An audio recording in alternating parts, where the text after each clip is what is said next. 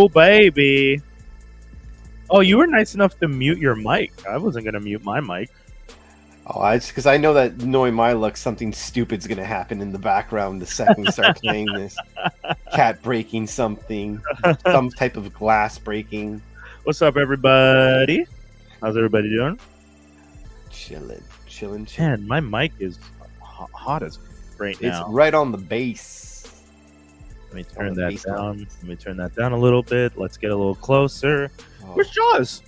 I don't know. Everyone, no one reported late, and everyone's doing the thing. Last one of the year, kids. Don't they want to be here? And we have things to talk about. Things to talk about. Also, guys, crazy. But if you're watching this, you can also watch us on Instagram, which is up. It almost feels unnatural, but follow us on @Geektastic Sci-Fi on IG.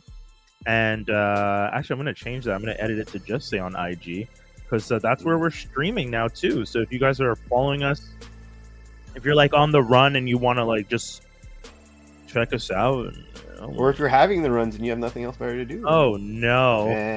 Why'd you have to say it like that? That's that year-end energy right there, going for the lowest of hanging fruit. It's funny because you say that, but they have no frame of reference of me acting crazy, because I don't act crazy. I don't know what you're talking about.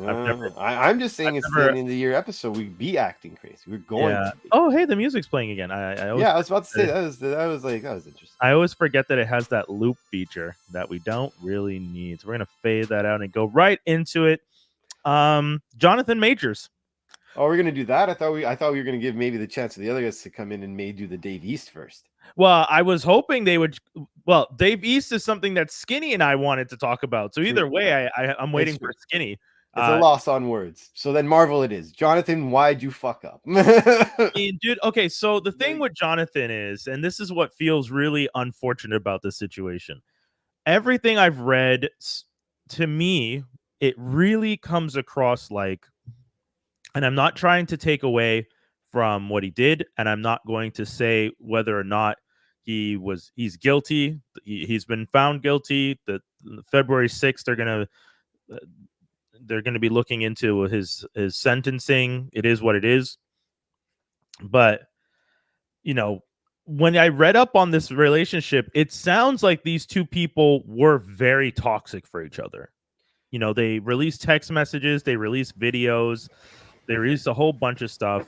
And, when I'm looking at this stuff, I'm like, dude, what were you doing? It seems like you genuinely should not have been in that relationship. It sounds like it was toxic. We're going to drop in Jaws D. What's up, Skinny? So, I don't know if you guys saw the text. I don't know if you saw the video. I avoided all of it, but I did see some video. The video of him bolting away from the car is the one that I find the most confusing out of it. Well, that's a get away from me, woman. That was based off of what I understood. They were claiming that him exiting that car, that he just did the crime at that moment. That was my understanding. So it is just a little. I'm just saying it's odd. I mean, why is he bolting and mad bolting, and why is she then following? Honestly, I'm not. We're not lawyers. This is not a court. We're not lawyers. We're not psychologists. I have no frame of reference for why she was running after him. I have no frame of reference for why he was running. But ultimately, as major fans of the MCU, I think the more important aspect of this, the most important aspect to us, their personal lives, their business, they'll take care of it. Whatever it is will be. But for us as fans. And not to sound crass, but it is for us as fans, because he's an actor and this is where we know him from. If he wasn't an actor, guess what? No one would have been reporting on this case. It would just be another domestic dispute between two people. And based on something I heard from a lawyer on Screen Crush, shout out to Screen Crush, Ryan and them again, they had a lawyer on, and the lawyer was just like, usually people don't even get sentenced for something like this. What he's been convicted of is is something that people would get 1 year for, and they end up working out deals where they don't even get sentenced. The reason this got as much visibility as it did is because Jonathan Majors is an actor. So with that said, moving It's forward. also that it's not her that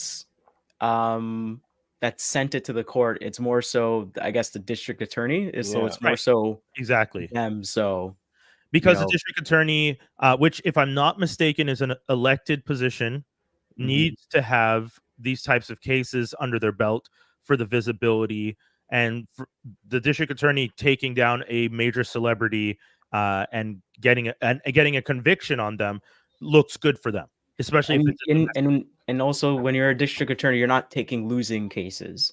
Mm. At least I mean, you that's what try you're not to. hoping for. Ideally, not. Ideally, yeah. you're not taking losing cases. Yeah. You're trying to be a Doctor Strange. I'm only working on the good shit. Right. And again, we're not lawyers. This is just the stuff we know. Like, this is just general knowledge stuff. At least One, general knowledge stuff. Yeah. Two, stuff we see on TV. I mean, Right, I was gonna again, we're not lawyers. this is general knowledge. One thing I've learned is that a lot of lawyer. people's knowledge is usually stuff off of TV. Yeah. Like, what was that movie with Eddie Murphy and Dan Aykroyd? Trading places? Trading Spaces. So the two old men that pitted against each other. Yeah. They were, we're trading in this not stocks and bonds, but it's like something else. They're trading in something else. Yeah. And only because that came up in that movie that the Senate or the House in the States said, okay, no one's allowed to do that because they just control the market at that point. That was the only reason they did. So a lot of times people only push things forward because of stuff they kind of see on TV and they assume. But right, yeah. I mean, it's not impossible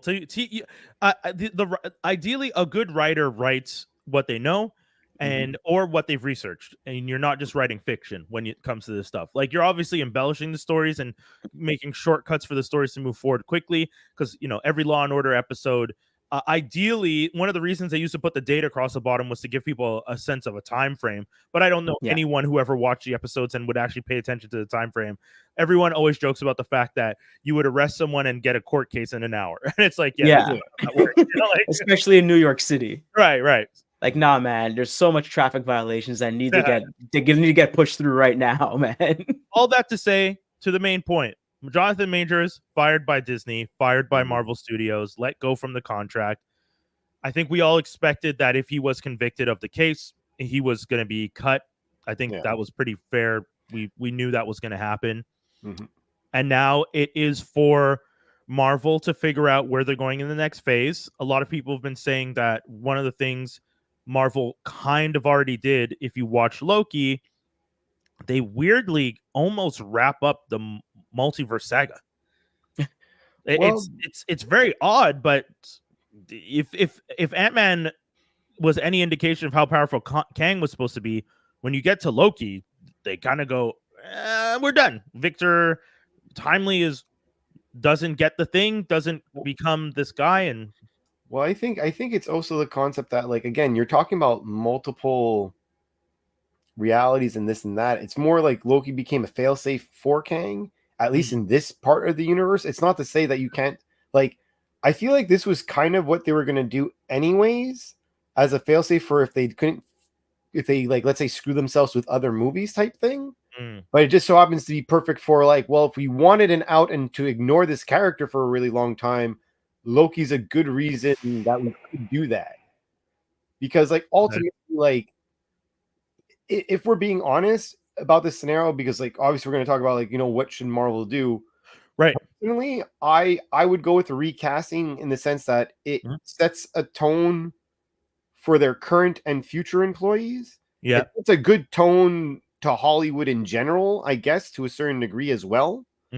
But it's like, why should you? Because let's if they've done what they've done historically, which is, like, regardless of it, if some things right now seem a little bit all over the place, usually they're writing 10 movies ahead, or so to speak. Like, they have a game plan. Right. I don't think you're going to just wipe out like 10 years of planning for one guy who did a stupid mistake and now he can't act. Like, you lost, like, I'm with you. I'm with you. I do, however, think my understanding from a lot of different sources online, and even I think very fair, my impression of it is, because Kang didn't really pop as well as people had hoped in Ant-Man. I mean, Major's performance in the movie is great, but the film itself isn't good. So when you have the next big bad showing up and doing all the work, surrounded by actors and crew and stuff who, you know, did their best, but with the script they got and with the end product wasn't as strong as people had hoped. And then one of the things that I keep hearing people laugh about is, how did this man get beats by ants? I mean, it is unfair. Ultimately, there's so many of them. Just because one got defeated didn't mean anything. I mean, don't people know about the Zerg rush? Right. The little Zerglings. Once the Zerglings get to you, you're not prepared for that. Boom, you're dead. You don't even set up your whole army. You can't get nothing out there. Boom, you're gone. Done. I'm with you, and hey man, that's the Marines, the Marines and aliens, man. Nerd! All those Marines got killed out by the Queen alien. Remember that? I had to get off mute. That was a wild reference. Dude. That is nerd heaven right there. I love that. That was crazy. I'm linking it from StarCraft. From StarCraft to the actual original, which is aliens. All those Marines didn't even get to the Queen alien. Remember that.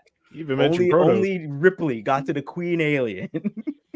I just want to give a shout outs to Akeem, who's watching on IG, because we're also streaming live on IG. If you guys at Geektastic Cypher, and he just wrote, because unfortunately I can't share this on the screen, but he wrote, "When you want that Connect 4 smoke." Dave, I think he's coming for you, because YouTube played and we have that video, but we didn't release it yet, so we'll have to put that out at some point. We'll have to edit it up and add a little bit of music, a little I have the tiger, but we'll definitely release that at some point. Bring it. I'll do it again. I'm down all day. I will do it all day. Are we going to be moving into what Disney should do with Kang? Like, are we recasting or I think so. Dave, you're one vote for recasting. I would prefer the recast. Yeah, I'm saying it more from putting a precedent down / like, why would you throw away 10 years of planning? But right. I for one am okay with recasting. I also think I'm okay with pivoting to a different character. I didn't feel Kang. I felt Jonathan Majors did an excellent job as He Who Remains in Kang. I don't feel like I need more Kang, though.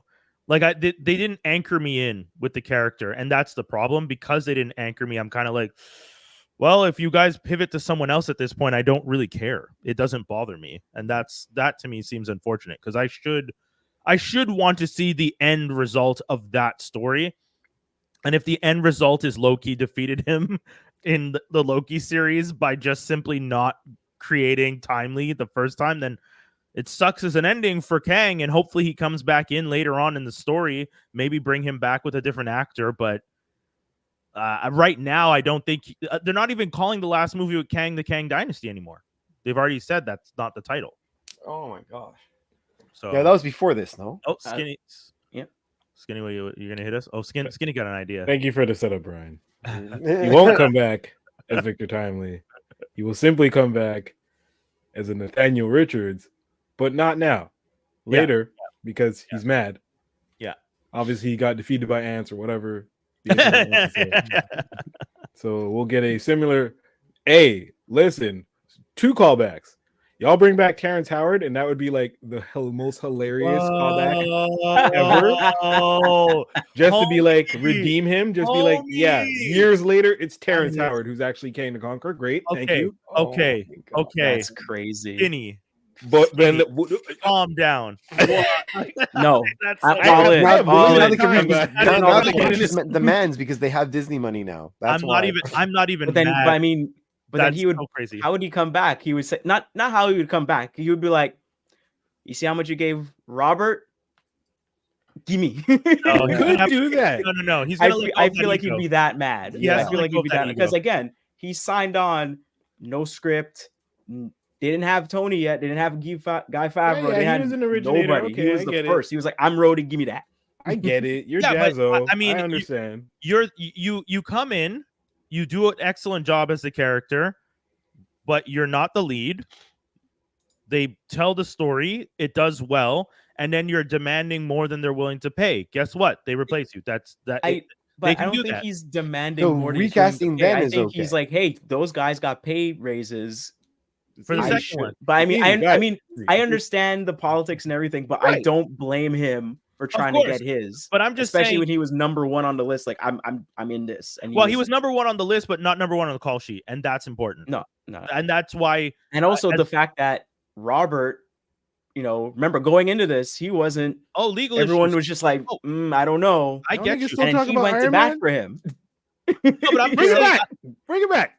I'm just saying, remember, he's number one on the call. Like he's number one on the sheet, and he said, "Yo, I don't know about Robert. He's had so much bad in his past. Yo, man, give him a break. Let him in. Come on, like that's." I get that, and that's what I'm saying. I know. I'm not. But ultimately, I'm saying, bring him back now. Make him Kang.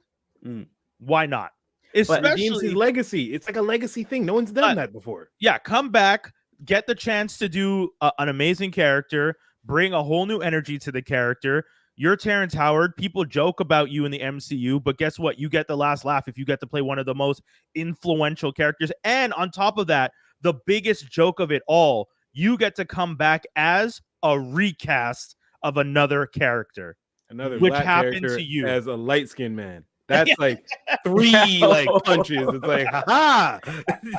Personally, I would want them to recast Kang because everyone kind of makes it seem like, Marvel doesn't recast, but like they've been recasting this whole way through. Seems like they don't like to recast when it's black actors. That was the problem. I mean, Thanos was black. When the Thanos does the head turn, he doesn't say anything. That was a black dude they modeled and was acting in that part. Yeah, and then they cast Brolin, right? And then also Hugo Weaving was Red Skull, and they recasted him to another English actor in Endgame. The guy from the Walking Dead actor. Yeah, so so I mean, it's not to say that they haven't recast it. What was it? Remember the Warriors 3? It was another guy, then it was Zachary Levi.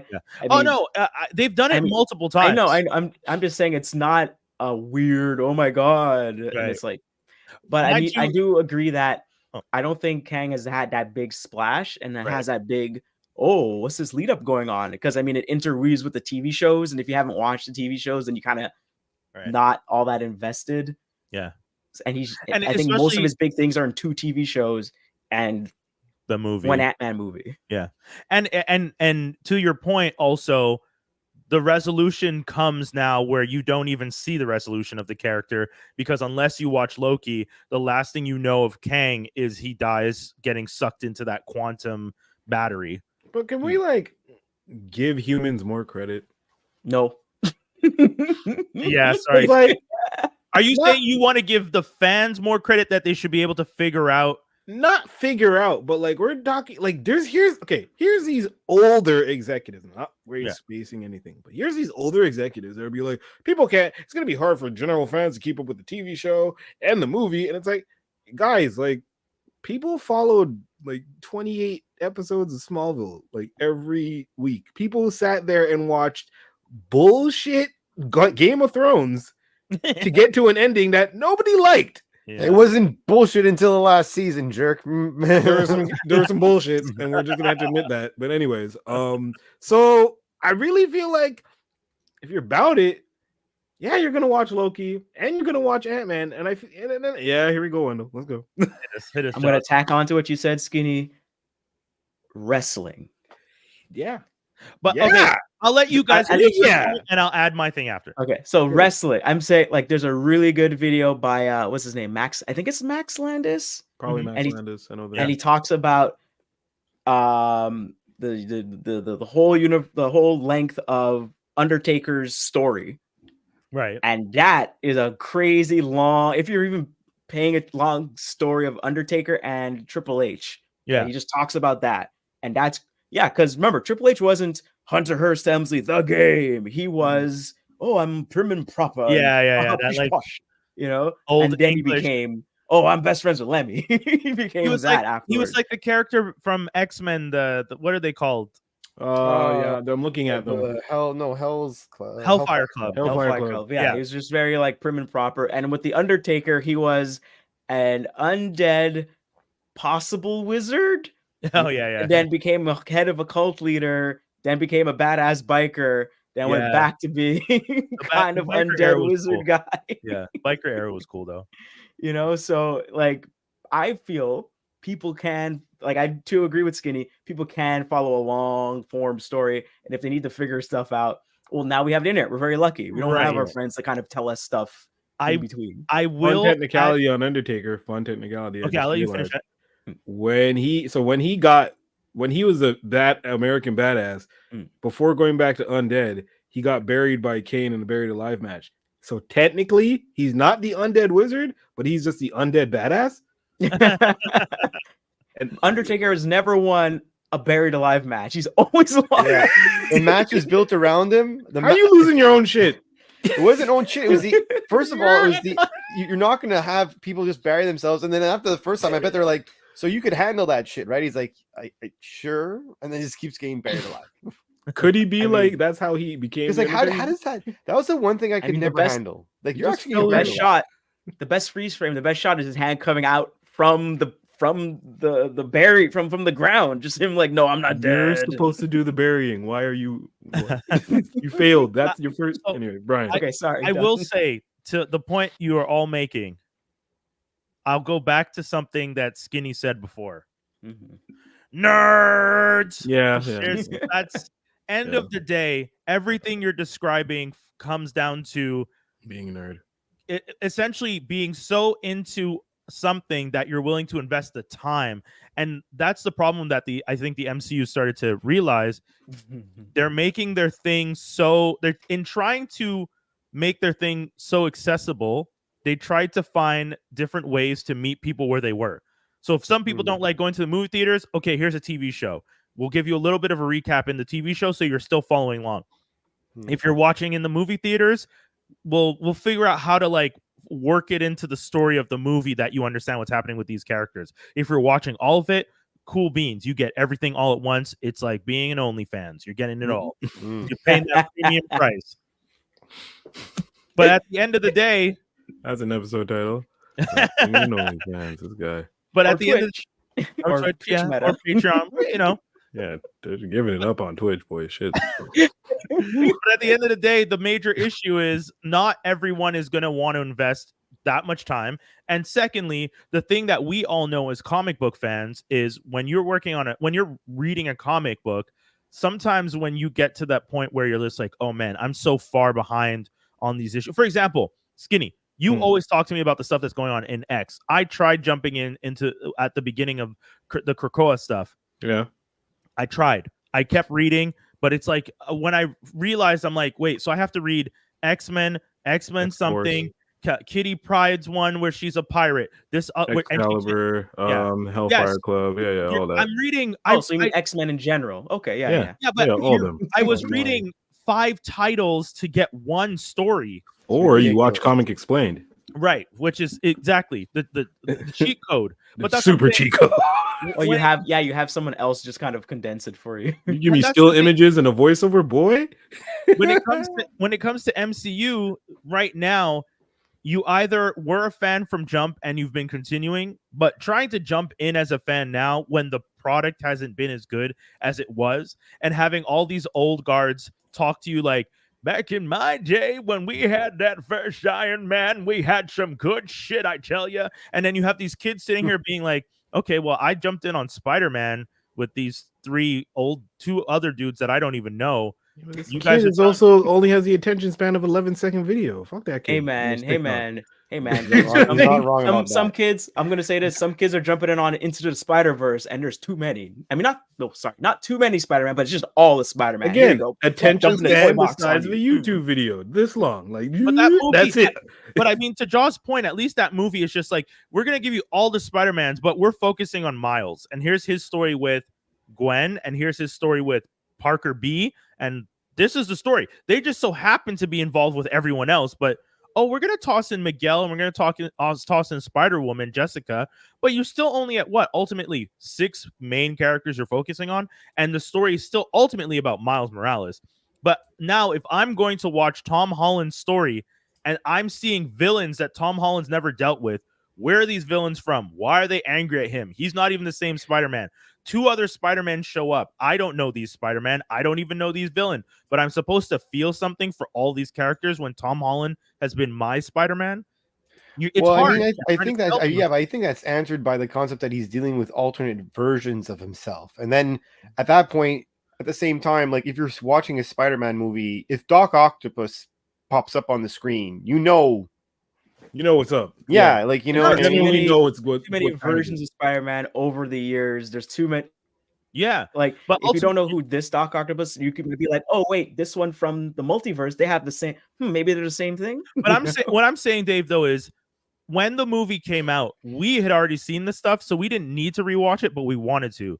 If you're telling a kid who saw Tom Holland play Spider-Man in Civil War, and now this is finally his major film, and there's 2 other Spider-Mans that you didn't watch the movie of, and people are telling you like, yo, these were the best Spider-Mans, it's just like, oh, okay, do I have to watch these though? It's like, no, but then everyone's telling you like, oh, you don't get this reference, and you're not getting, it's like, that it's the gatekeeping thing that makes it's not as fun for everybody, because I get it.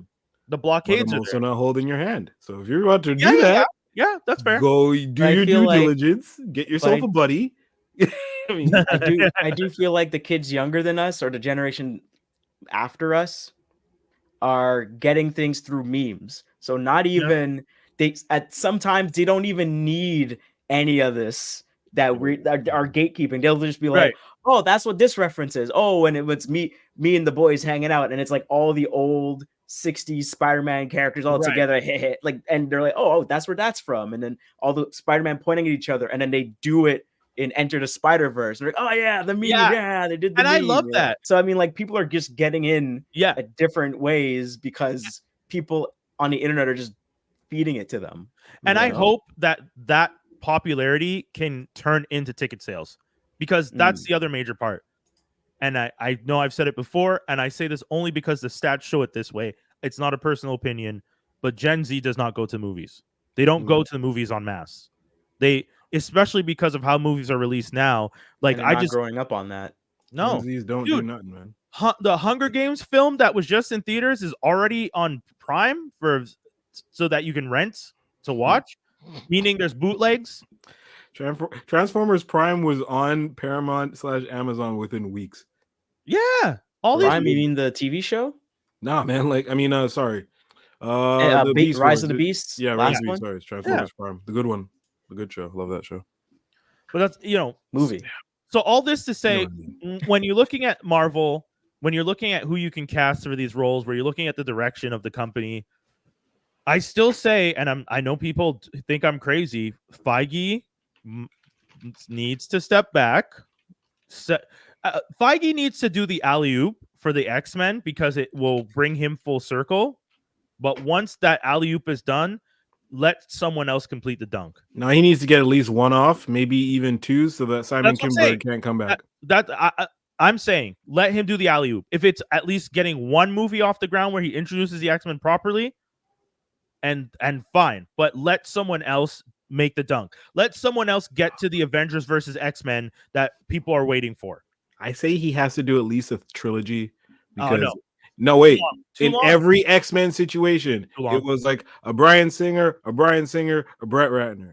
I don't want that again. You know what I'm saying? You see what I'm saying? Like, listen, First Class was First Class, Bryan Singer, Simon Kinberg. I don't want that again. Like, no breakups. Give me just the you want, but you're talking about the director. I'm talking about someone as executive overseeing. If you want the same director, fine. Find the same director. He's gonna make sure that director stays, boy. Sure, but he doesn't. But to be fair to Skinny, like, the executives at Fox kept switching over and over and over. One person in, one person out, and then that's where the directors kind of change. And oh no, this guy's busy with his other show. Let's get this other guy. We gotta hit while the iron's hot, baby. Gotta get him out. Gotta get him. You guys are saying that you need the same executive to make sure the same director stays on the project. That's that friendship, boy. I think it kind of goes a little bit beyond that. Like, you need somebody that's, okay, I trust this person. We've already have something established. We're going to have this story, this arc that's going on, 1, 2, 3, and all need to be together. And but I mean, stuff doesn't always happen. So I'll ask you a question though. You guys are working. You get a call, and now Marvel wants you to direct a X-Men trilogy. Okay. For MCU. Feige is still in charge. The same man that's been there since 2008. The trilogy is going to end up running till 2030 something because we're 2023. They're not doing an X-Men movie until at least next year for the first one, and you're not doing them back to back annually. Okay. I hope they would. You wish they would, but they're not going to burn the X-Men 3 movies in 3 years. So you're burning that. Exactly. So you're going to spread the X-Men out, especially because you want to do other movies with other characters to mix the X-Men in. Yeah. Sorry, Jaws, you were going to say. I was going to say also it's tough now because you have a whole universe to deal with. And exactly what you said before, Brian, I got to watch and read all these other movies to kind of make sense of all of this. And maybe some of the Fox stuff, if Deadpool's part of this. Right. So Deadpool has to be, that's going to, for sure, going to be also the second defining and bridge. No. For sure. And also, I don't want to be that director because there's going to be so much mandates. You gotta fit this in, you gotta fit that in, you gotta interweave this. I mean, to be fair, the director isn't the writer, so right. But you got a lot. There's a lot of plates you gotta spin at the same time, especially with X-Men. You're hoping for a solid creative team, is what you're saying. Right. Yeah, I hope there's a vision and the vision gets realized and it goes all the way through. But again, I mean, the world is that the world. goes with the trust. That's okay. That goes with the trust of the executive, right? And Wendell to kind of where you're going with, and also with Brian. Now you're the director, and you come to a new establishment of work, and your trusty person who got you in is Dave. Dave's the executive, right? Yeah. Like any other job, you get there, you might know somebody, and if you don't know anyone, you're on your own. But you might latch to somebody who happens to be the most knowledgeable, has all the data, who's there. Right. Yeah, i.e. Kevin Feige, who's holding things together. If you're smart, you can see who's the glue. If the glue leaves, how many of us are just staying and watching that? I'm gonna staying for the burning of the ship? I'm gonna say this though: the glue has started to dry and it's starting to crumble, and that's my thing. If I'm brought in by Feige, and I've seen Feige at his peak, and now he looks like he's running on fumes to me, because towards the end of this feels like fumes. Secret Invasion, fumes. That was a huge misstep. Secret Invasion was not a good show. It makes no sense in the line of the MCU. It feels like a complete waste. And all these other movies that haven't been doing as well, people are constantly being like, well, the project, the money, it's still Kevin's show. What happened? Why is remember because I guess before what's his name, the last Disney executive that came in when we're like, no, everything's streaming now. Everything's streaming. And he's like, and then, like, I remember that article that we read that may or may not be accurate, but I mean, more so with like, hey, we're going to be doing this, we're going to be doing that. And a lot of those stuff never came out. Oh, God, like, just come on, shove them out. And it's like, so I mean, again, pressure from on high, from on high, Kevin feeling the pressure, does all this stuff. Now, what? This person that's going to come in to do X-Men, do you think the pressure slows down with the most important IP? It only goes up. No, but you at least have that guidance. So I'm saying for the first one, let him alley-oop, but let someone else make the dunk, because I don't see, homie, I don't want the same executive running Marvel Studios for more than 25 years. That's crazy to me. You need new blood. You need new blood. 2008 till 2030 something. He's going to be doing it. How old is he? I don't know how old he is, but I don't care. If we know his age, then we can easily gauge when he'll just exit himself. I mean, even if he was 18 when he started doing this and someone said, hey, this 18-year-old Wonder Kid's fantastic, 25 years later, I don't want that 18-year-old still running things. I'm just looking. I need that. I need new blood. I need someone else with a vision. I love Kathleen Kennedy. I do. I'm just Kathleen Kennedy might need to, you need to change it up. I'm just envisioning the haters guild while you're saying this in the background. I know. Just saying hate. Haters ball. Sadly, he's only 50 years old, so he can go. He's like Ric Flair. Man can wrestle for a few more years, bro. He's not done yet. It's funny you bring up Ric Flair, because do we all want to acknowledge that Ric Flair petered out like a dying star more than a rising one? He's now in AEW, still petering. What do you mean petering out like a ride? He petered out. Wait, 1, 2, 3, 4, 5, 6, 7, 8, times, 9, 10, 20 times. 10. I mean, every time he pissed off. I mean, to me, more props.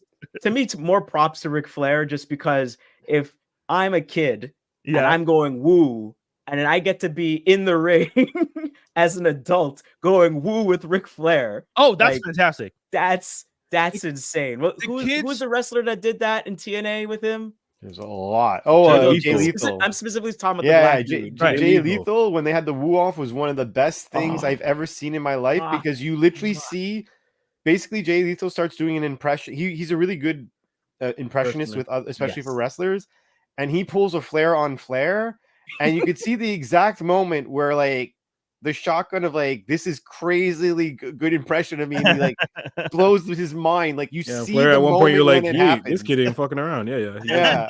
And then after that point, all he can do is woo. He was talking so much shit, and then Jay Lethal out flared him. So he just and like, all he could do and was woo afterwards, because he had nothing. Turns around.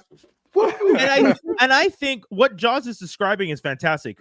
Any kid who grew up watching Jordan and then got to play with Jordan at some point, any kid who watched LeBron and is now playing against LeBron, fantastic. The experience of being on the same court with an icon that you grew up watching is amazing. Just don't be a rapper around Jordan. Why?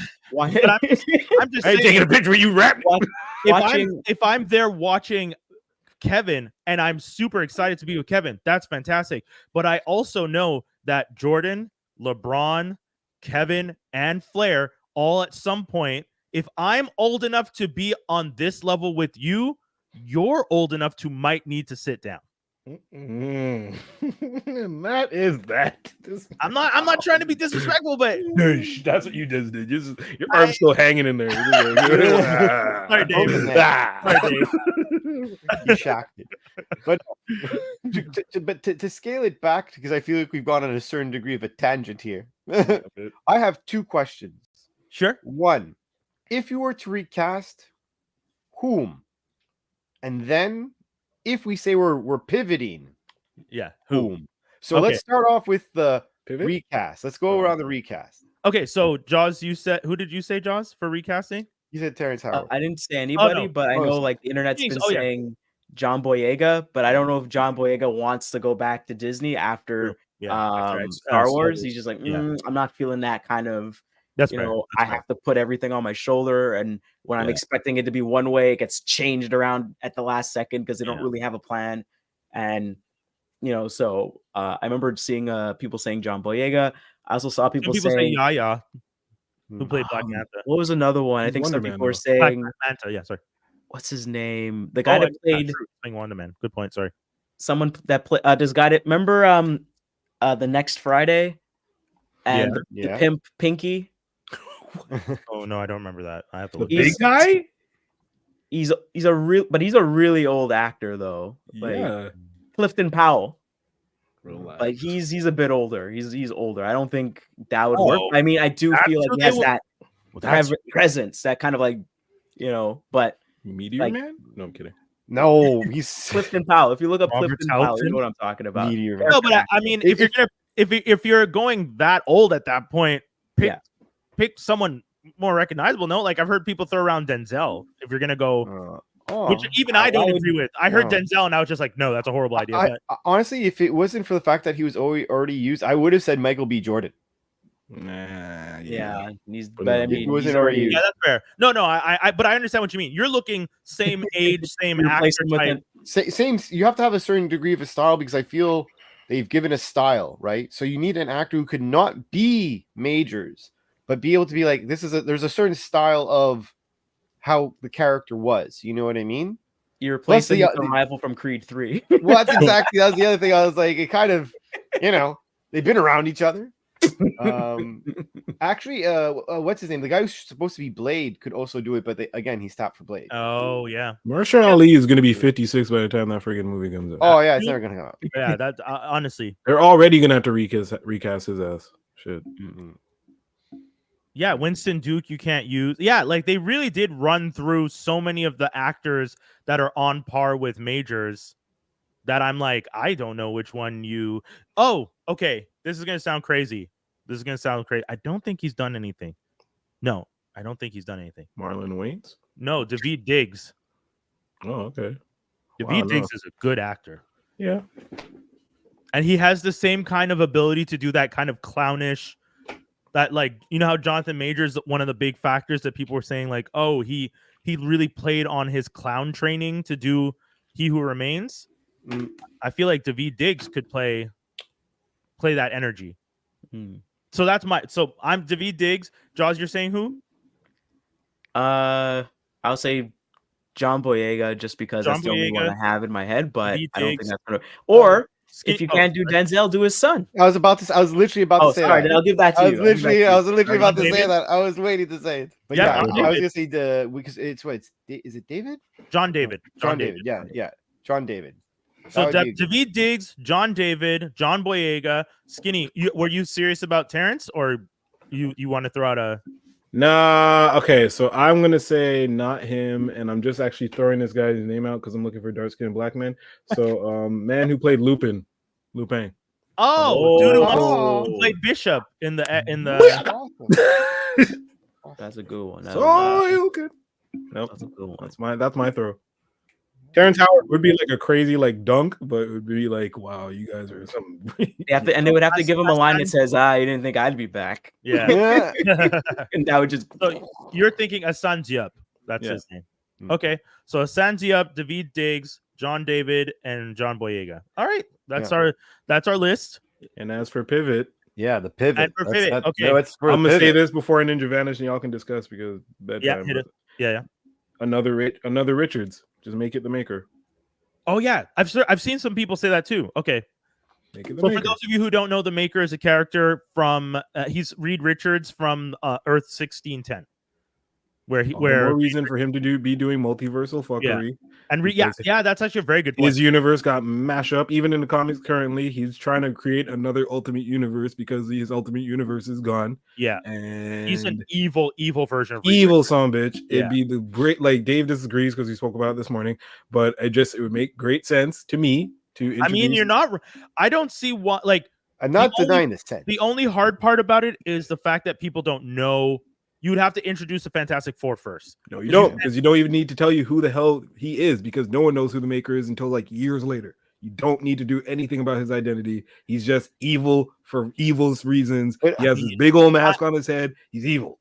You find out who he is from Reed Richards himself when Guy gets introduced. That's it. Council of Reeds, one of them got crazy. Sorry, y'all.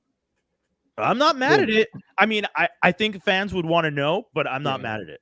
But are you saying that? Are you saying that because you want to still go on a multiverse type thing? No, I'm saying that just to save face of, if they were to still go on a multiverse thing, they kind of still have to, because it is the multiverse saga that they have to wrap up. You're not going to wrap up the multiverse saga with Avengers versus X-Men, boom, Secret Wars. Like, you're not going to have a current Marvel universe fight the Fox X-Men universe, and that big boom causes or whatever. You have to find a reason. Even if they did it like that, needs to be a reason as to why that happened and why all this shit. Like, why did the first incursion happen?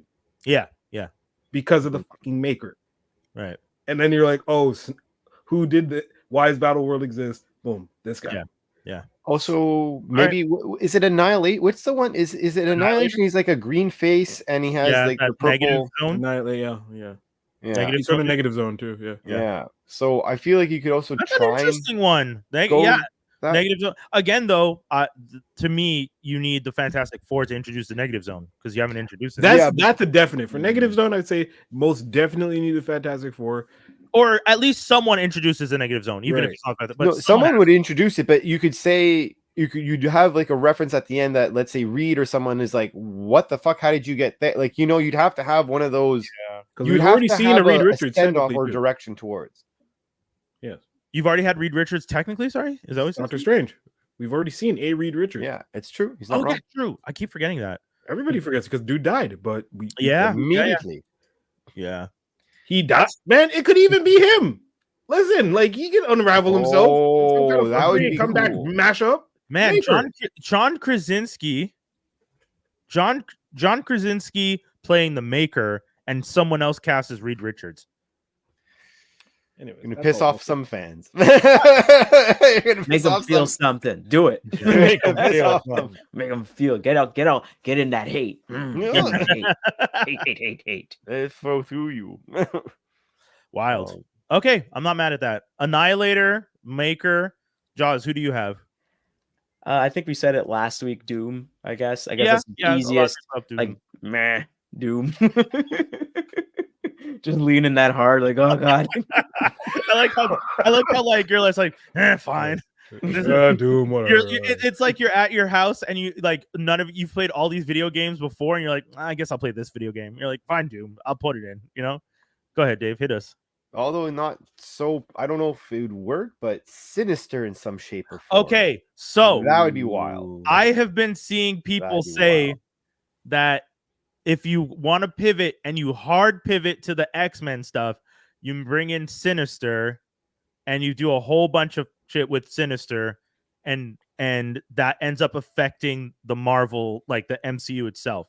I like it, but I feel like Sinister needs the mutant gene to be established first. Yeah, sure. I would say do what they were doing in Deadpool, where you have the mutant gene, and then you're just Sussex. You just keep saying, keep throwing that, because he's around, but you don't see him. Right. And, I do appreciate that kind of through line that they were doing and was supposed to build to something. I do appreciate that. Perfect. It's there. Yeah, Sinister is one of those characters that if you're gonna do it, you have to do it so well too. But you'd have to go full. You can't backpedaling, no pause, nothing, no break. Like how far in Sinister? You want the 4 Sinisters with the different hard versions? I just want his face to be accurate. Them teeth need to be rigid and scary, just like the TV show. I want to be scared. just sawtooth. But I feel scared. I feel the thing that's kind of screwing over. It's because they made a good decision that they're ultimately getting screwed over with Disney, is that you chose Kang because Kang will be the easiest way to branch out to the various other things that are coming, whether it be Fantastic Four or trying to suggest an X-Men thing. There's so many easy ways you could bring it in, just because he's a very vast character and he looks at everything, right? Right. Yeah.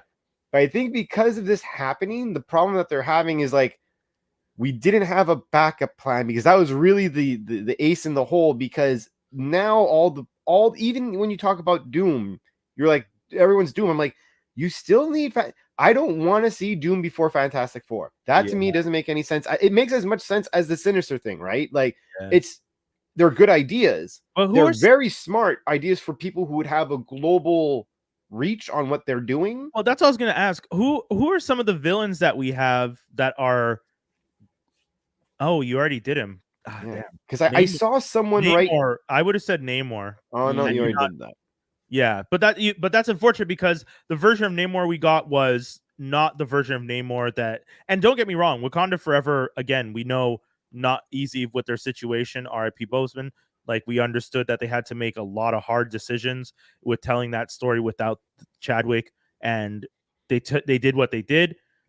But the version of Namor we got didn't feel as intimidating as the version of Namor you have in the comic books.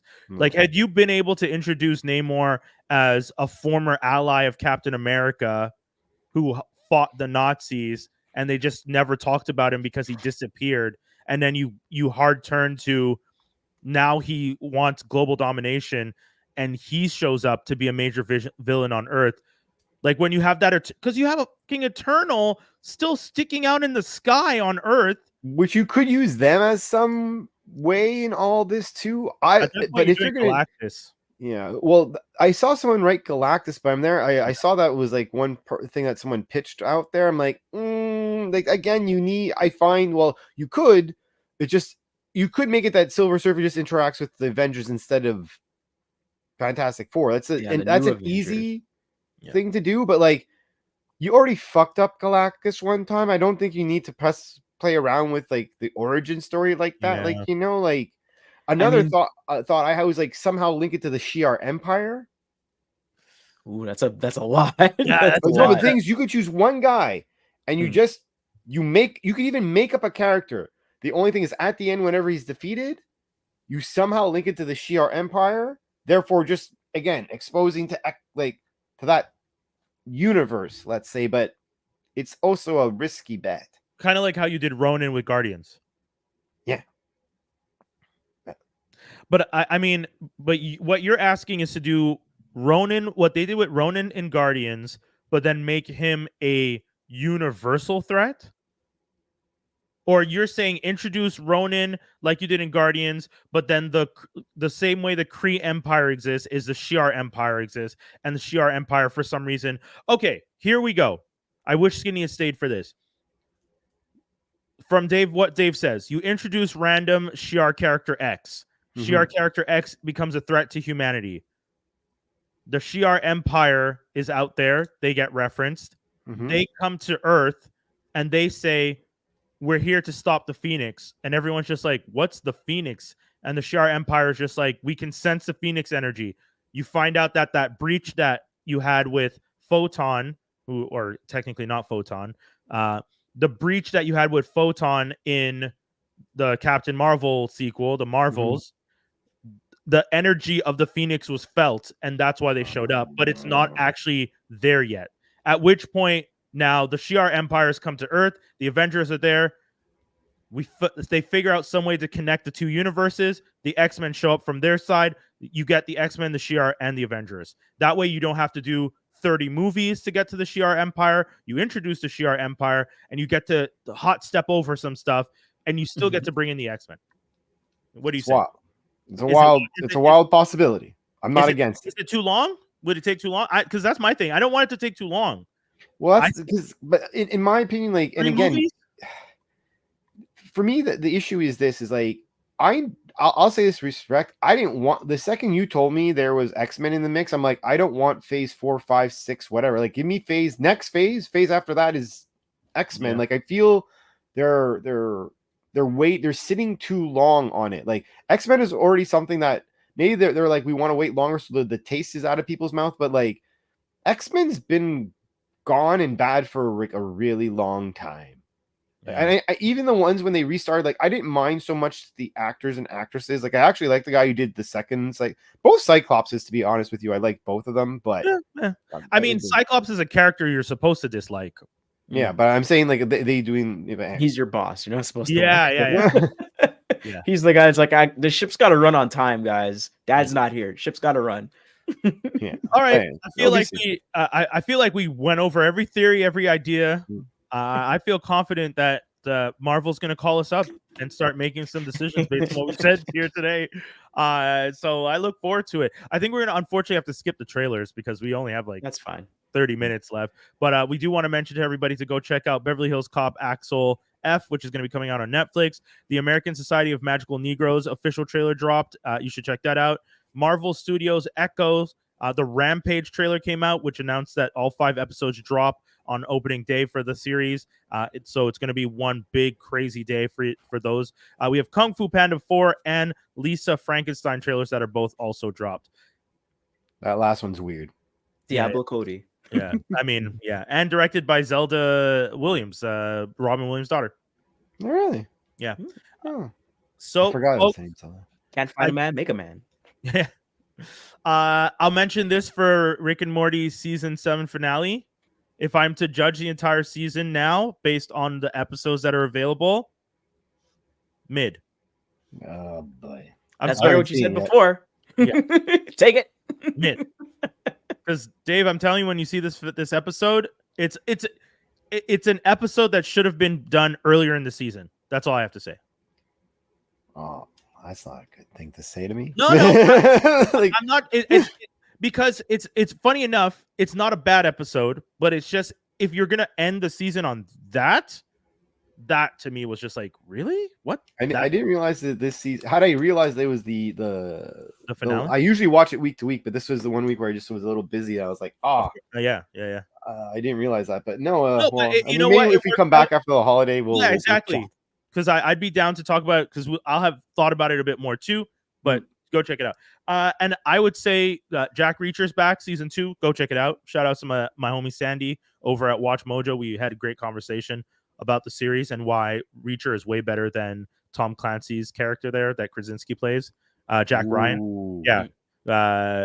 So yeah, Reacher is dope. And I then like that actor that plays Reacher, Alan Ritchson. Yeah. Funny dude. He's actually really funny. Great. He's great in the role. He's 100% agree. And then my main review that I wanted to do, Percy Jackson, Lightning Thief. Disney launched it today. I watched the first 2 episodes because I wanted to talk about it on the show. I've read the first book series, Percy Jackson and the Olympians. The second book series, the Olympians, I read almost till the end. I didn't finish the last book.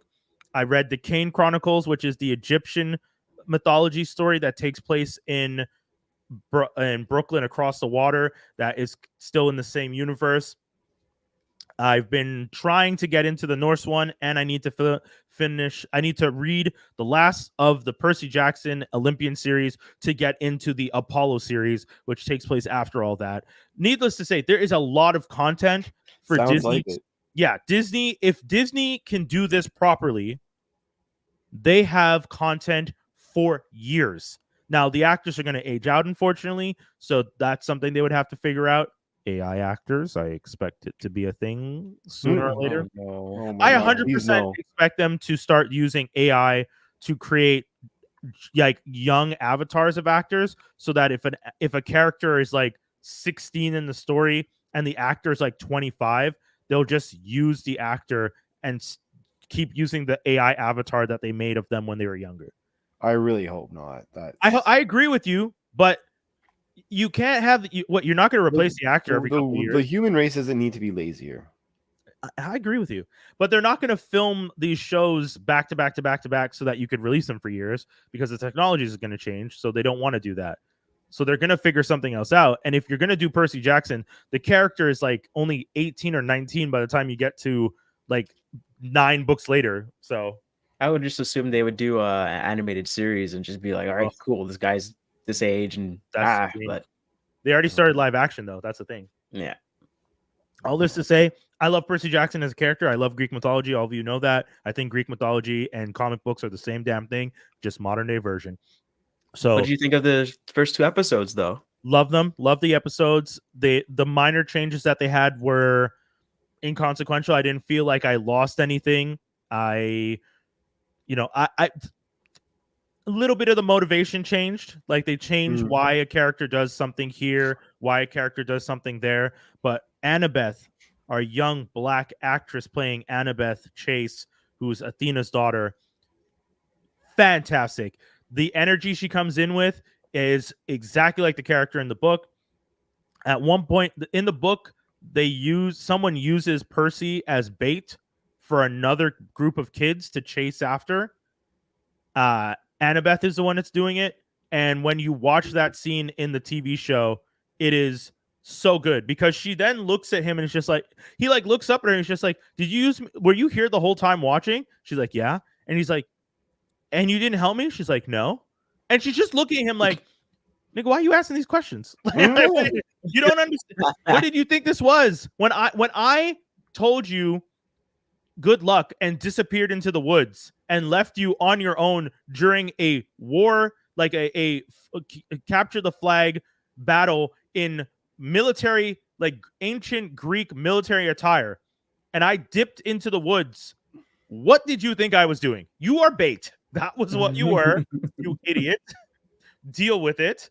And then he held his own, which is the whole point. She knew he could hold his own. That's one of the reasons she did what she did. So watching that show, seeing that play out the way it played out, they changed some of the stuff and some of the motivations for why people do things, but ultimately I can't be mad at it. And what was the other thing that I was really excited about? I gotta find the actor, because for casting, Lance Reddick was supposed to be in it. Yeah. Lance Reddick was supposed to be in it, but unfortunately, as we know, passed on. But I'm trying to find the other cast actor, because they changed up they changed one of the cast to like one of the most recognizable black actors. Thank you, Glenn Turman, who is like who is on a different world and has been in like 101 different great black movies. and TV shows and non-black main stories. I'm trying to see all the things that he's done. Percy Jackson, Black Cake, Outlaw Johnny Black. But you know what? The thing that I always recognize him from when I was younger, and it's going to be impossible to find it because the movie is from like the 70s. But I remember seeing that poster when I was a kid. Is it the Together Brothers? Anyways, he's just been in everything. He's been doing it for years. He's a fantastic actor, and he plays Chiron. Who is he in A Different World? The general, the teacher. Like the army recruit guy, I guess, on campus. Yeah. Okay, I know who you're talking about. Yeah. So he's so good in it, and everyone is. All these young actors are fantastic. They're only 2 years older than the characters they're playing, so it actually does feel like they're the age they're supposed to be, as opposed to 90210 back in the day where you had 30-year-olds playing high school kids. Like I'm a teenager, but yeah, 30. Also shout outs to Jason Mantzoukas, who's playing the god Dionysus. In the book, Dionysus has been sent to be essentially a camp counselor at the Camp Half-Blood. So he just hangs out there, and he's not allowed to drink alcohol anymore because obviously he's partied too hard, which is the story. But that's the thing that's fun. Like, he's there, and Jason Mantzoukas is playing him. And Mantzoukas can be scary. Like, in the book, I never pictured Mr. D, which is what the kids call him, being scary. But Mantzoukas at one point is telling one of the kids, like, you're not going to tell anybody what you know. Do you understand? And the kid's like, and Mantzoukas like opens his eyes wider and turns his head, and he's like, do you understand? And I was like, shit, Zukas, calm down. I mean, all the characters he tends to play, they're always like wild, crazy dudes and everything like that. Like, but I never don't want to mess with him too much. I never felt scared because, like, he's in whatchamacallit, Brooklyn Nine-Nine. Obviously, yes, fantastic in Brooklyn Nine-Nine. I was thinking of John Wick, where he plays. But like that character was kind of like, just a homeless dude who's a little darker and creepier, but not like, I didn't think like murderous. And when, when he's Mr. D and he opens his eyes wide, turns his head and looks at the kid, and he's just like, we're not going to tell him anything. And I was like, this motherfucker about to kill a child. Like, I was like, I will kill a child if I have to. I have done it before. I am older than you can even imagine. 100%. That was the energy that he came in with, and it was great. So it's dark, but it was great. So I would say check out Percy Jackson if you're a fan of that type of stuff. If you're a fan of Greek mythology, if you're a fan of like YA novels, and one that doesn't go, because one of my coworkers was talking to me about YA, and she's just like, YA is essentially just porn for kids, right? I was like, I'm like, is it that dark? She's just like, well, I'm reading this YA novel, and all it is like 20-something-year-olds having sex, and this is supposed to be for young adults, and it's like teenagers are supposedly reading these, and I'm like, if I was a teenager, I remember what was that movie back in the day that was basically Dangerous Liaisons but for teenagers? Cruel Intentions. That nebulous time in the 90s. Cruel Intentions. Cruel Intentions. Yeah. Isn't that one? Yeah. Well, isn't that the whole, like, Cruel Intentions is the whole thing of like the step siblings are sleeping together. They're trying to get this other person to sleep. One of them wants to sleep with the other one. It's just constantly. So basically that. Yeah, no, you're right. Like, I guess because it's just the way she said it. She's just like, these YA novels make me feel like I'm ovulating, and I'm just like, if kids are reading this is essentially just porn for kids. And I was like, whoa. I was like, okay, calm down. It was Cruel Intentions. I think there's another movie, Wild Things. Oh yeah. And then there's also Alicia Silverstone has the one with that like insane story where they're on the roller coaster, and it's like super. Oh God, I'll try and find it. Anyway, Dave, hit us with your subject. I'll go check what this movie was called. I got to see John Woo's Silent Night. Nice. It claims to be a silent film, which for the most part it is.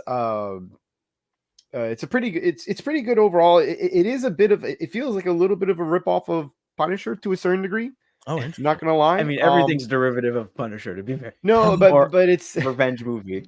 Because like I'll just say, like, it's a movie where I'd say watch it. It was interesting to see a movie predominantly like no dialogue whatsoever, and there's obviously a lot of like real acting happening in it to a certain degree. The action is like it's kind of like what's it called? We said the name before, John Wick, but as if John Wick never had any training, type thing. So it's like, it's interesting how they do it. The story itself is motivating, but there are just like, so in the movie, so it's some spoiler here in regards to what you hear. You do hear like radio, you do hear cop radio throughout so you do hear voices at some points in time, and they do a good job of like going from like, let's say, one room to another where the camera's still outside of the room, so you hear people are talking to somebody, and you can kind of get the gist based off of the sequences of events, right? What they're talking about and what the outcome is of that conversation by being out. But you can only really do that so many times, you know? And at one point in time, they do break the fact that his wife talks to him briefly, like not even briefly, like you hear her like whisper words to him. And part of me just wished at that moment in time, it's like, okay, other people can talk, you can't. Have like a perspective through this guy where the majority of the time you're not hearing him talk or talking, or like when people are talking to him, he's so enraged by whatever's going on, he's not paying attention to them. But like, there are sometimes moments where you're like, someone would speak now. This isn't real. Like, this is kind of stupid. Like, there's even a point in time. So for those who don't know, it's a movie about a guy whose son gets murdered in a crossfire gang related thing on their front lawn on Christmas. Drive-by? Yeah, the drive-by. So that's what I was looking for. And, you know, he gets shot up as well. And miraculously, apparently his trachea stops the bullet from going all the way through, because he actually has, like at the beginning of the movie, like he gets surgery on, and like you see the bullet in his throat. I'm like, I do not believe that bullet, I do not believe his throat is strong enough for a bullet, especially at the very close to point blank range. That's insane. This guy fired upon you, that your throat is stopping this bullet from not going through your like, you know, it just was a little unbelievable. They're just full on saying that his throat was too thick for a bullet to go through. That's Dude, you see it, like you see the like the one thing that was gruesome at the beginning is you see the surgery and you see them take it out of his body. So you're like, that makes no sense. But regardless, that makes him mute the rest of the film. Not deaf, but just mute the rest of the film. Right. And it's him going through like the motions, right? And a lot of his obvious driving forces behind things and whatnot. And I do find like how they end the film to be pretty good, because it kind of explains, you do get to see the motivation, like the clear motivation of what he was doing. Because at some points in time, you're like, this is just excessive and stupid, and why would you go this far? Yeah. And because of how they ended, you kind of make sense of it. But like, there are some hurdles or inconsistencies to this film that are very weird. Like, for example, him and his wife doesn't speak to him at any. You never see a scene where his wife is speaking to him since being shot. And the only time you see a communication between them, which is like kind of like they bent the rules a bit, you see him texting her and back and forth. But there is a point in time where he's obviously going through shit, right? Like a certain degree of PTSD from what happened. Right. And she won't enter a room and text him. And you realize that that's their mode of conversation. And they're like, or for insomnia. No, everything like, from future projects up sense. until 2035, Wolverine gameplay being leaked, to even profit numbers and employee personal information. That's supposed to come later. No, it's better, right? But just for me, like, there's just some times where it's like, this just doesn't make sense that no one's talking. And there were some moments, like, there was a period of time where someone gets shot clearly twice in the abdomen, and you harder sternum. Take your pick. Yeah. And in the next scene, one of those bullets, even the stains of the bullet are just gone, and he's shooting people. I'm there. I'm like, God. I agree, John Woo. You press the realities of things, but you're not going to tell me someone gets shot in the stomach, then shot in the sternum, and not only is he coming back, but full-fledged standing and using a firearm on somebody else. I don't believe this. Yeah. I don't believe. Not like doubled over in pain, shooting from the ground. Yeah, just standing up and shooting. You know, yeah. Like, exactly. Like, you see fucked up shit in John Wick, but you set a precedence after like a lot of movies to get to that point. Right. Like, you know, like John Wick might just not have nerve endings. Like sometimes you start to wonder, like, how do you not feel the pain of this thing or that thing? Like, this guy is a stay-at-home dad basically at this point, and for you to pull off what you're pulling off, I agree that you could beat the shit up. I'm not saying you can't even maybe learn skills, But the types of things I'm seeing, it's like, nah, come on, like this is years of trading, not like a year, because that's what happens. It starts with one Christmas and it ends at another. So this is this like Peppermint? Do you remember that movie? Well, this I actually went to go see it with Mike Wilcox, who's been on the show a few times. Yeah. When we got out of it, because I was like, man, that was basically a mute Punisher with having to deal with his wife that didn't die, and it's just not a good time. Yeah. That, and he's like, this is actually a rip-off of I think he called it it's a Kevin Dead Sentence. Death Sentence? Death Sentence. It's a Kevin Bacon film. Apparently, he's like, it's the exact same movie, but with a mute. But one has dialogue and one doesn't. Because the one has dialogue, the concept of what's happening and the connecting the dots are more realistic. Because does anyone care about any spoilers for this film? Nick Hume is on his way home from a hockey game with his son Brendan and stops for gasoline. Helplessly, he sees a street thug kill Brendan while robbing the station. So it's different mob event, but same thing. You know what I mean? And this one is James Wan. Interesting. Yeah. But needless to say, is it an entertaining movie? Yes, but there are it is not one to be taken seriously whatsoever. I guess to a certain degree. Okay. Although I won't lie, I do find the acting well done in the film. Because it's the guy, I forget his name, but it's the guy who was RoboCop and what's his name from in Suicide Squad? Kinnaman. Yeah, he does a really good job of showing you his emotions of going through this ordeal, and it's actually really well done in that regard. Like there is pluses to the film. It's just there's also some of I don't understand. Man, okay, sorry.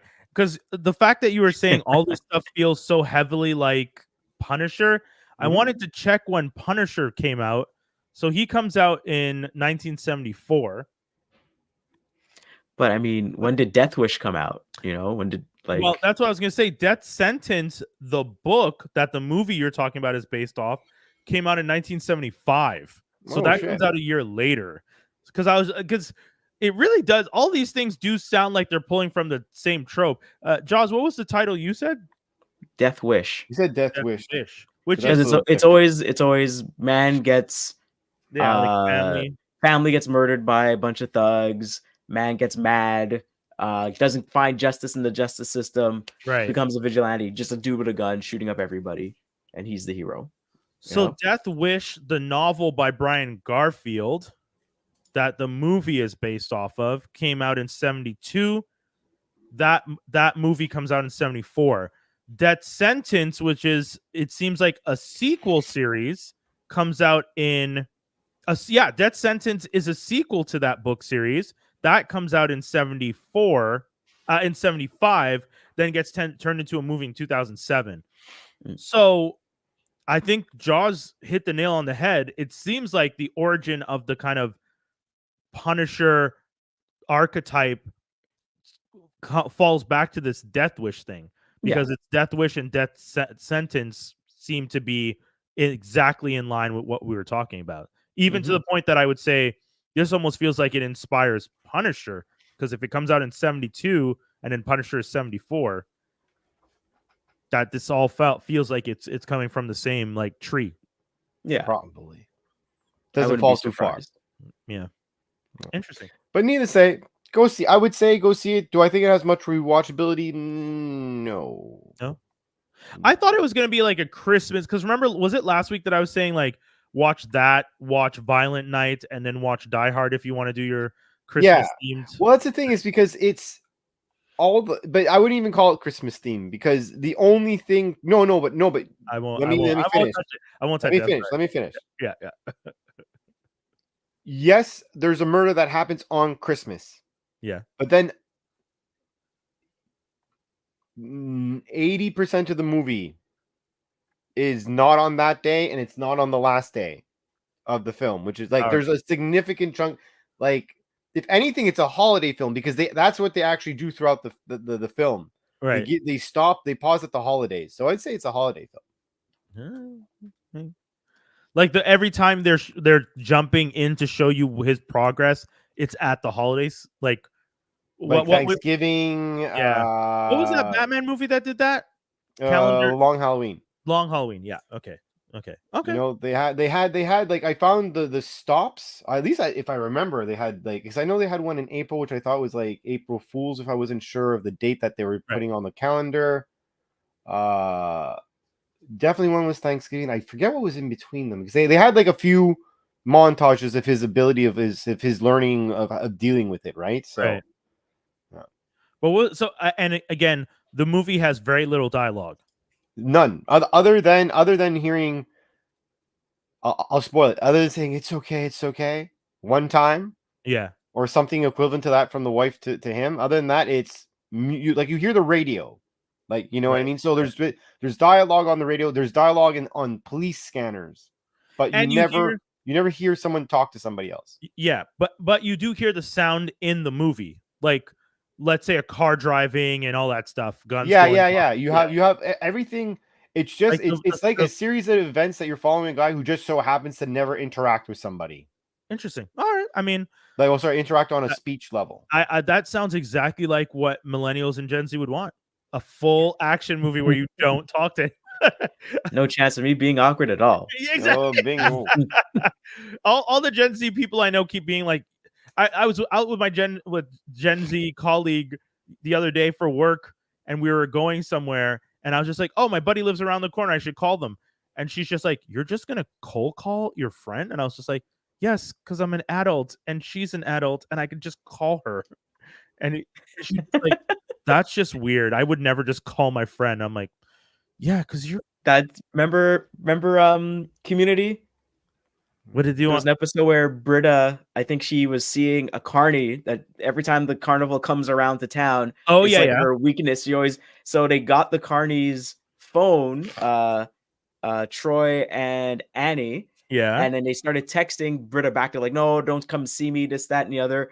And at some point they're like, oh, stop talking to me and I'm gone forever. Bye. And at some point she calls. And they're like, oh my God, Britta's older than us. She can actually just call. She remembers how to use the phone. She can call. And they're just freaking out. Yeah. That's exactly so ridiculous. Boys, I think we're pretty much. Jaws, you didn't list anything, so I'm guessing you didn't have. I got nothing. All right, man. So, I mean, I'm playing games that are too old to be mentioned, and watching just a bunch of YouTube stuff, but nothing that's long enough to be like, game? Hey, check this out. I want to know which games. I like retro games. I finally finished Pokemon Legends Arceus. I caught all the Pokemon. Nice. I fought God. 10 years old. What are you gonna do? Fight God? I mean, it's weird that a lot of Japanese RPGs are like that. Fight God at the end. Yeah. Hey, God, can I go back home? No. oh, not even. Oh shit. Okay. Hilarious. Well, you know what time it is, folks. Geek news and rumors. And it's not going to loop this time. All right, there we go. I didn't come for Yay. once. Nailed it. So the first, Jaws, I'll let you read this first one. Peter Cullen, okay. Because I know. So Peter Cullen, Canada's own voice actor, you might know him as Optimus Prime, voice of the Predator, receives a Lifetime Emmy Achievement Award. And it was actually presented to him by his good friend Frank Welker, the voice of Megatron. Nice. And Scooby-Doo, if I'm not mistaken. He's Fred from Scooby-Doo. Yes, he's right. Scooby-Doo and he's Fred in Scooby-Doo. Yeah, cool. That's what I thought. That's so cool. Frank Welker, that is. Yeah. That's so cool that these two have been voice acting for since the dawn of time and just running everything. Yeah, and just. Long time coming. Someone that's been in the game for a very long time. I remember at TFCon he mentioned that he used to work on CBC in Montreal on the radio. So cool. Yeah. So Montreal's own Peter Cullen, Lifetime Achievement Award. I didn't realize he worked in Montreal. Yep. Man, so two of the biggest nerd things ever, Transformers and Star Trek, both owe Montreal, William Shatner and Peter Cullen. Yeah. Oh, I didn't know it was William Shatner. Oh, it's William Shatner. William Shatner's from Montreal. Yeah. Oh, okay. Yeah, one of the big jokes is, knock on wood, not that I wish him to pass, but one of the big jokes at McGill campus supposedly is like there's a building called the Shatner Building because they plan to name it after him once he passes, but he hasn't passed. So they can't officially call it the Shatner Building, but supposedly everyone on campus calls it the Shatner Building. Yeah. Is what okay, cool. So yeah. I like that Montreal has been. Plumber 2 is also from Montreal too. Is he really? Yep. Damn. Okay, Montreal. I mean, got some talent. I mean, that's what I keep telling everybody. The thing that Quebec exports is talent. Yeah, that's fair. We got a little piece to play for you guys today for the Geek News before we go into the next piece. So I'm going to play this right now. This is shout out to 8-Bit Fist. I'm going to start from the beginning because I started playing before I hit play. But so this is Ronell from 8-Bit Fist, and he's doing a whole he did a whole clip that I feel really summarized how I felt specifically about the situation regarding the leak that happened recently with the Sony, yeah, and Insomniac. And Insomniac Studios, because they were the ones that would hit like the most. No, yeah. So yeah, here we go. I'm gonna play that clip.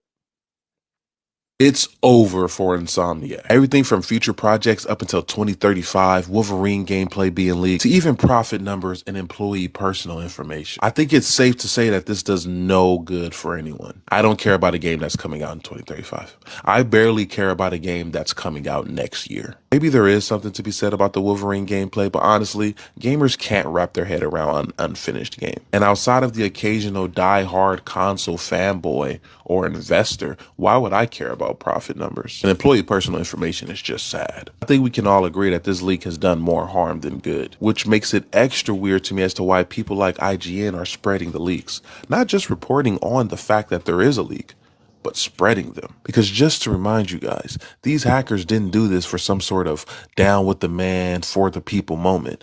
They did this for their own personal gain. This was ransom. They said, give us millions of dollars or we're going to release it to the public. So people like IGN and even some content creators full on explaining the details of the leak only gives them more leverage to do stupid shit like this. It doesn't help you. It doesn't help us. So for everyone asking why they won't hack something of importance, it's because they don't care. They want to make some bread. So yeah, I mean, I think he really hits the nail on the head with that. It was how I felt at first when I first heard about it. Not that, and part of it is hard though, because when the like he specifically mentions almost all the stuff that was leaked. Some of the stuff that I think that leaked that people do want to know about is like the plans for IPs and stuff like that. Mm-hmm. For example, the X-Men IP, similar to how the movie studios have to do certain amount of projects to keep an IP alive. It sounds like that is the same in the video game industry, which I didn't realize. I never really thought about that. I kind of just thought that was, we want you to make games so that people will think of our characters. So here, you make a game. Like, I thought they were licensing, like they were hiring the companies to make the games, not that the companies were licensing their IPs to make games.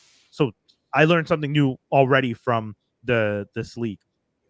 I do think it's unfortunate that as much information as it did leak, but I also do think, as a fan of games and comic books and all that information, I do think people would like to know that X-Men is going to be exclusive on PlayStation until 2035, because even that would affect people's buying habits. Are you going to buy an Xbox if you're that big of a Marvel fan and might want to play these games as they come out over the next 10 to 12 years? Stuff like that is, and it's unfortunate that we know it because of the way it was found out, but I do still think it is somewhat relevant to some of us as fans. So yeah, I know that I think the deal was that they get exclusive rights, or no other games can be made with the X-Men characters, but they are allowed to use some of them or intertwine them in other projects and other video games outside of that, and it doesn't apply to older X-Men games that already came out. So it's just so it's just specifically like these characters that we're focusing on, like no other games could be made of the X-Men. I mean, you do other stuff, and Wolverine's a part of this group. Okay, fine, whatever. Sure. But like Midnight Sun, for example. Yeah. So those games exist. Those games can still be sold and everything, but just anything after from what they're doing. Honestly, but also I was gonna say, I did watch the video from IGN, and it did say all of this could be old. So like, I think not too long before, a bunch of Xbox stuff got leaked out, but then we saw how old all that information was because we were already in, and some of that stuff wasn't lining up. So things change. Yeah. Plans are fluid. That is a very good point. Yeah, I mean, if you leaked old information from, and this is something I'm going to mention in the news later, but if you leak information from Warner for their plans 2 to 3 years from now, before this news that just got announced that Warner Brothers Discovery and Paramount Global are in talks to merge, that's going to be old news. So anyways, the next piece of news we have: Sony managed to ship 10 million PS5 consoles from July to December, hitting 50 million units in 3 years. It's pretty good. 4 years, I guess, technically, because 2020. Or is that bad? If you think about, they always say ship, they never say sold. True, that's a good point. Yeah, they did say ship. Yeah, valid point. Is that a good or bad? If we think about it, if you think about how many households there are and people. Well, okay. Thank you, Dave. I knew I wasn't crazy because I thought 50 million sounded low for 4 years. Yeah, because I know they had production problems, so they had production problems, and they haven't changed the price at all. Because there are some people who are sticklers about, like, I will only buy a console once it drops. Yeah, the price has at least dropped a certain amount, which is fair. Yeah. And they did come out with one new refresh, and the price still hasn't gone down, even though they kind of took out a few things here and there. But I think the initial size is still the same. And now there's rumors about PS5 Pro from the last story. Yeah, because I think it's related to the last story, but there's because rumors about PS5 Pro. I don't think it's that, because if you think about it, like, example, if you just think of the population of Canada, the US, the UK, the Asian countries in general, or Oriental, I'm not sure which is the better way to say it, but just not Oriental. Asia. That's not the right one anymore. Yeah, exactly. I just want, but like, if you think about all that populace, and sure, okay, you might have, like, you have a family, so if there's 3 boys in that family, they have 1 console, right? They're not going to buy 3 consoles. If you think about it, it sounds like a small number. I mean, so Canada, the United States is 400 million Americans at this point. Canada is hitting 40 million or 50, like a little, like touching 40 million. And then East Asian countries, China is still a billion plus. You have Japan, that's whatever crazy number. So I get what you're saying, that population wise, if you look at all those numbers, to say you shipped 50 million units over the span of 4 years. But I would say, to Jaw's point, and even to your point, if the price point hasn't adjusted and a lot of the games were still coming out on PS4, then but it does make me think, when I hear that a PS exclusive game sold this many million copies, I'm like, if you only had 50 million units in the field, you're talking about PS4 versions too then for that game.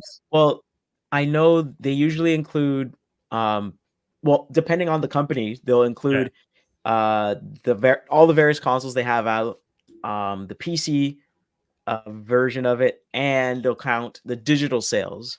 I think Nintendo does not count their digital sales, even though those might be way higher than their physical sales that they do. But usually they're talking about physical sales, and sometimes they talk about digital sales that's also included. So that means overall versions from Microsoft to Sony to Nintendo. But Nintendo does not talk about their they do not include their digital sales. That's what I remember. It's just because, like, for example, I guess it's not as many as I thought. Spider-Man 2 has been confirmed to have sold over 5 million units as of October 30th, 2023. It also sold over 2.5 million units in its first 24 hours. Okay, I thought it had sold more than that. So in my head, I was just like, didn't they say that Spider-Man, the Spider-Man game, had sold something millions of? But yeah, I guess it's only 5 million. So only 10% of the PS5 owners bought that game, because it's only available on the PS5. So Yeah. Okay. Yeah. I guess those numbers add up then when you look at it that way. I guess. Yeah. I think I think it's funny because when I think of the music industry, we don't even hit numbers like that anymore in the music industry. The music industry used to move units like this, and now most of these guys are selling 600,000 units. Like they're not even. It's so shit, by the way. Which I find Yeah. The music, dude. I have a story for you guys off air. It's hot out here, man. Yeah, it really is. And then the last thing is just Warner Brothers Discovery and Paramount Global in talks of a merger, and yeah, that's crazy. I don't. Very crazy. Like you're talking. Wow.